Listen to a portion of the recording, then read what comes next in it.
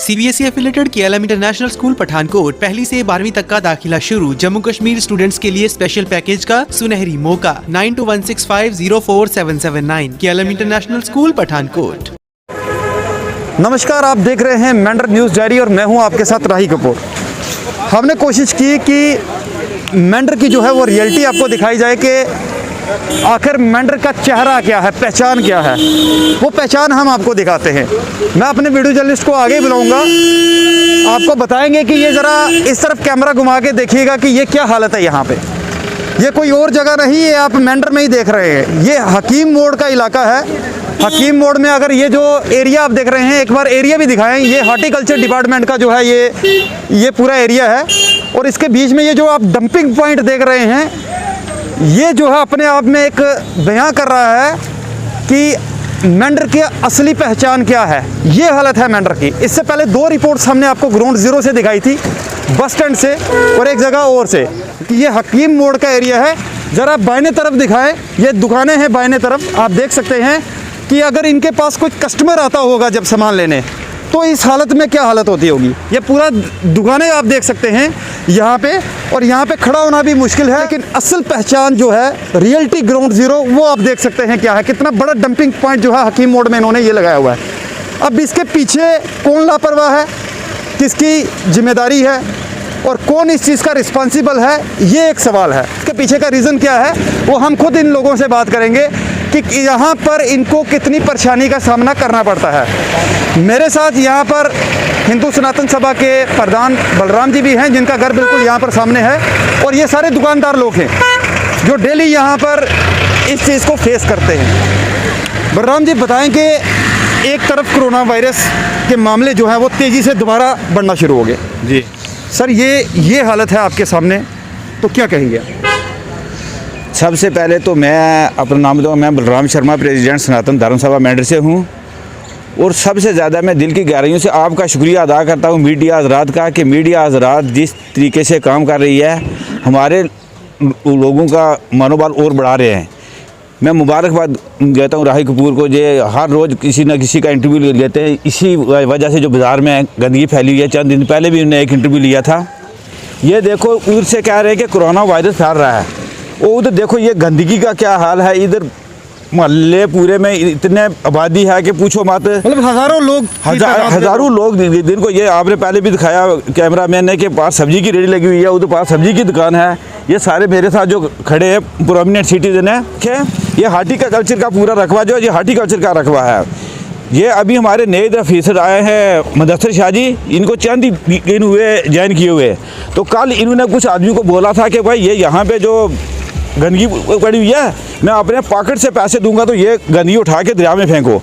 बलराम जी, मैं आपसे एक और सवाल करूंगा जी, कि आप पूरे मेंढर में घूमते हो, क्या मेंढर वाकई में साफ़ सुथरा है? मेंढर को अवार्ड मिलना चाहिए, क्योंकि जो मेंढर में गंदगी है वो डिस्ट्रिक्ट के किसी भी तहसील में देखो, सुरकोट में जाओ, पूंछ में जाओ, किसी भी जगह पे इतनी गंदगी नहीं है जो मेंढर में गंदगी है। सबसे ज़्यादा अगर गंदगी देखोगे तो आपको मेंढर तहसील में मिलेगी। तो बलराम जी, एक चीज़ और बताएं, ये चीज़ें अगर इतना फेस करना पड़ रहा है, तो कहीं ना कहीं काफ़ी लोगों की मांग भी थी कि यहाँ पर मेंढर टाउन को जो है म्यूनसिपैलिटी में डिक्लेयर किया जाए, तो आप क्या इस पर क्या कहेंगे आप? बिल्कुल, बड़ी अच्छी बात आपने कही।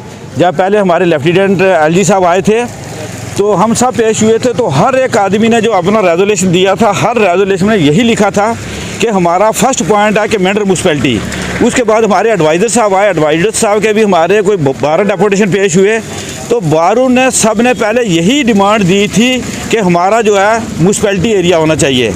तो ये तो मैं आपको मुबारकबाद देता हूँ कि आप हमारी बात ऊपर तक पहुँचा रहे हैं। तो सारी आवाम की यही आवाज़ है कि सबसे पहले जो हमारी है म्यूनसिपैलिटी होनी। आज की डेट में देखो कि हर गली में जाओ, हर मोहल्ले में जाओ, जहाँ भी आप देखोगे मेंढर में आपको गंदगी दिखाई देगी और कुछ भी दिखाई नहीं देता। बहुत बहुत शुक्रिया हमारे साथ बात करने के लिए। ये थे हमारे साथ बलराम शर्मा, जिन्होंने साफ तौर पर कहना है कि ये हालत है हमारे मेंढर की। रोज़ाना जो है हम भी रिपोर्ट दिखाते हैं, और मैं आपको एक चीज़ और वाजे कर देना चाहता हूँ कि हम दिखाएंगे, बार बार दिखाएंगे, एक बार नहीं दिखाएंगे, 1000 बार दिखाएंगे, ठीक है? क्योंकि हम किसी से डरने वाले नहीं हैं। आप जितना मर्जी जिस मर्जी के पास चले जाओ, लेकिन ग्राउंड जो रियलिटी सच्चाई है वो हम आपको दिखाएंगे। मैं अपने वीडियो जर्नलिस्ट से कहूँगा एक बार वो आगे आएंगे, आगे आगे एक बार और दृश्य दिखाएंगे, ये पूरा दिखाएंगे आपको कि ये क्या हालत है। इस तरफ से ये रोड है, ये पूरा यहाँ पर जो है हज़ारों लोगों को डेली विज़िट करते हैं, लेकिन आज आप देख सकते हैं कि यहाँ पर अगर कल कोई बीमार होता है, ये लोग जो यहाँ से सब्जी खरीदते हैं या किसी दुकान पर जाते हैं, उनको यहीं से होके निकलना पड़ता है। तो बताइए कि अगर कल कोई बीमार होता है तो उसका रिस्पॉन्सिबल कौन है। एक तरफ आप कोविड को लेके तरह तरह की अवेयरनेस कर रहे हो, आप कह रहे हो जी कि आप मास्क पहने, आप ये करें, अभी तो हम लोग मास्क पहन के यहाँ पे खड़े हुए हैं, 1 मिनट भी कोई यहाँ पर खड़ा नहीं हो सकता। और मैं हार्टिकल्चर डिपार्टमेंट से भी पूछना चाहता हूँ कि अगर ये आपकी लैंड है, एक ग्रीनरी, और आपके यहाँ पर ये सब चल रहा है, तो आपको लीगल एक्शन करना चाहिए इस पर भी। आपको भी कंसर्न अथॉरिटी से, एसडीएम साहब से या किसी के आगे कंप्लेंट करनी चाहिए कि भाई ये डंपिंग पॉइंट क्यों बनाया गया है, इसके पीछे का कारण कौन है, कौन रिस्पॉन्सिबल है। मुझे और मेरे वीडियो जर्नलिस्ट ताहिर अहमद को दीजिए इजाज़त। आप देखते रहिए मेंढर न्यूज़ डायरी। देखिए, पहले तो मैं आपका शुक्रगुजार हूँ कि आपने एक बड़ा जेन्युइन और अच्छा क्वेश्चन उठाया, जिसके पीछे मैं बड़े दिनों से खुद भी बड़ी एफर्ट्स कर रहा हूँ। ये हार्टिकल्चर नर्सरी जो मेंढर के बीच में पाई जाती है, बहुत पॉश लैंड है ये, और ओनली एक ये नर्सरी है जो 2 तहसील मनकोट और तहसील जो है मेंढर, दूसरे शब्दों में कह ले तो सब डिवीज़न मेंढर के जितने भी हार्टिकल्चर के रिलेटेड के फार्मर्स हैं, उनकी रिक्वायरमेंट को in respect of good quality plant ये कैटर करती है। हर साल अच्छी क्वालिटी के यहाँ से कम 20 से 25 हज़ार प्लांट हम प्रोड्यूस करके डिफरेंट विलेजेस और डिफरेंट पंचायत में फार्मर्स को डिस्ट्रीब्यूट करते हैं। अब जो लोकेलिटी के लोग इस नर्सरी के चारों ओर रहते हैं, मैंने एक मीटिंग भी उन लोगों से, प्रोमिनेंट सिटीजन के साथ बैठ के की, और उनको मैंने बड़ी रिक्वेस्ट और हम्बली ये सबमिट किया कि काइंडली ये हमारी प्रॉपर्टी है, ये हमारे लोगों की है, ये हमारे फार्मर्स की है, ये आपकी पर्सनल प्रॉपर्टी है, इसको हम सब ने देख के रखना है और संभाल के रखना है। और उनको ये मना भी किया गया, रिक्वेस्ट भी की गई कि आप जो है अपने घर का जितना भी वेस्ट मटेरियल है वो काइंडली इस नर्सरी के पास में जो नाला है उसमें मत फेंकिएगा, इसको किसी और पॉइंट पे फेंकिएगा। तो इसके मुतल्लिक मैंने जो यहाँ के PRIs या पंचायत के सरबराहान थे, मैंने उनसे भी इसके बारे में रिक्वेस्ट की, लेकिन बड़े अफसोस से ये कहा जा रहा है कि मेरे कहने का कोई भी असर नहीं हुआ, लेकिन फिर भी लोग उस तरीके से आकर के वो चीज़ करते हैं। इसमें मैं रिक्वेस्ट ही कर सकता हूँ, एक तो लोग रात के अंधेरे में आकर के इसको अपने घर का वेस्ट या कहीं बहुत अर्ली मॉर्निंग 3 या 4 बजे वो डाल जाते हैं।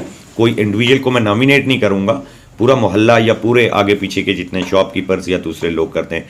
तो मेरी रिक्वेस्ट रहेगी, जो कंसर्न अथॉरिटीज़ हैं, जो टोन के इस सैनिटरी सिस्टम को देखते हैं या इस टोन में ये डंपिंग साइट्स या गंद कहाँ पे है, साफ़ सफाई जो है स्टोन की जो देखते हैं, उस कंसर्न डिपार्टमेंट से, उस एजेंसी से, उन लोगों से मेरी भी आपके माध्यम से ये रिक्वेस्ट रहेगी कि वो इसमें तावन दें, इन लोगों को कोई डंपिंग साइट का पॉइंट दें और इन लोगों को किसी तरीके से रोकने। सर, लगता नहीं आपको कि इससे एक बहुत बड़ा नुकसान है? एक तरफ जो है कोरोना के जो मामले हैं वो कंटिन्यू बढ़ते जा रहे हैं, फिर से जो है वो इंक्रीज हो रहे हैं, तो अगर इस तरीके का माहौल, अगर मेंढर में इस तरीके की गंदगी अगर ये सब रहा, तो कितना मतलब आने वाला टाइम कितना जो है वो मुश्किल भरा हो सकता है? राही जी, मैं आपकी इस बात से बिल्कुल सहमत हूँ और बहुत अच्छा क्वेश्चन आपने किया। ये हमारी जनता को, हमारे लोगों को और हम सब लोगों को ये चीज़ समझनी चाहिए कि कोविड का दौर हमने देखा है, लॉकडाउन हमने देखा है, तो लॉकडाउन ख़त्म हुआ है लेकिन कोविड ख़त्म अभी नहीं हुआ है ना। हमें उस चीज़ के प्रिकॉशंस अभी लेने हैं। तो अगर उस तरीके से हम और किसी बुरी बीमारी को या किसी इन्फेक्शन को, इस तरीके से मैं समझता हूँ, हम अपने लिए वो इनवाइट करते हैं। और सबसे बड़ा खतरा इस चीज़ का जो है वो मेरे डिपार्टमेंट के यहाँ के एम्प्लॉइज़ को है, क्योंकि वो नर्सरी में डिफरेंट टाइप के ऑपरेशंस करने के लिए जब नर्सरी में जाते हैं, तो जब इस तरीके के वेस्ट और गंदगी या लोग अपने घरों की वो बच्चों के डायपर्स या लैट्रिन तक भी यहाँ पे थ्रो करके जाते हैं, तो अब उनको एक गार्डनर का वो जॉब प्रोफाइल नहीं है कि उन चीज़ों को वो साफ़ करना। तो हमें भी अपनी नर्सरी में ये कल्चरल ऑपरेशन करने में इस बदबू की वजह से बड़े वो दिक्कतें आती हैं। तो मैं आपके माध्यम से यही विनती करूंगा यहाँ की जनता से भी, आवाम से भी, और जो कंसर्न लोग हैं इस चीज़ के तलक उनसे मेरे यही विनती रहेगी कि काइंडली वो इसमें कुछ करें। तो मेरे लेवल से या हमारे डिपार्टमेंट के लेवल से जो भी इसमें आपको कॉपरेशन चाहिए होगा, तो हमारा कॉपरेशन, हमारा योगदान जो है वो बिल्कुल पूरी तरह से आपके साथ होगा। ठीक है sir, thank you sir. KLM International School, Defence Road, Mamoon, Pathankot. Situated at the foothills of Shivalik, the school is pioneer of quality education and academic excellence. The school has fully functional and well-equipped smart classes, music rooms, dance room, art gallery, hockey club and sports club. Myself Tenzin from Leh Ladakh. I'm studying in KLM International School. The KLM International School is one of the best schools in whole Punjab for girls. They not only support us in studies, but they also motivate us in sports, cultural activities and many activities. At last, I would like to say that join KLM family and make your future bright. Thank you. We also have well-equipped laboratories like computer lab, physics labs, maths lab, home science lab. Fully well-furnished and air-conditioned rooms are available separately for boys and girls. The school also offers you mess facility where delicious and nutritious food is served.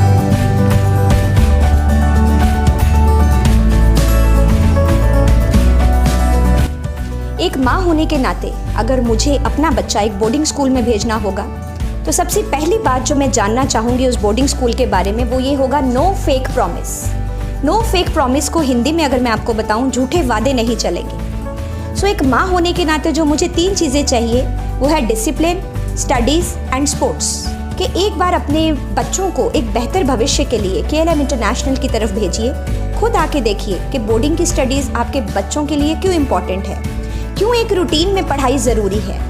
तो इंशाल्लाह आपके बच्चे का भविष्य बहुत ही ज़्यादा सुरक्षित रहेगा और इसके लिए आपको एक बार स्कूल में विजिट करना बनता ही है। For admissions from nursery to +2 all streams, kindly contact 92165 04779 and 92165 057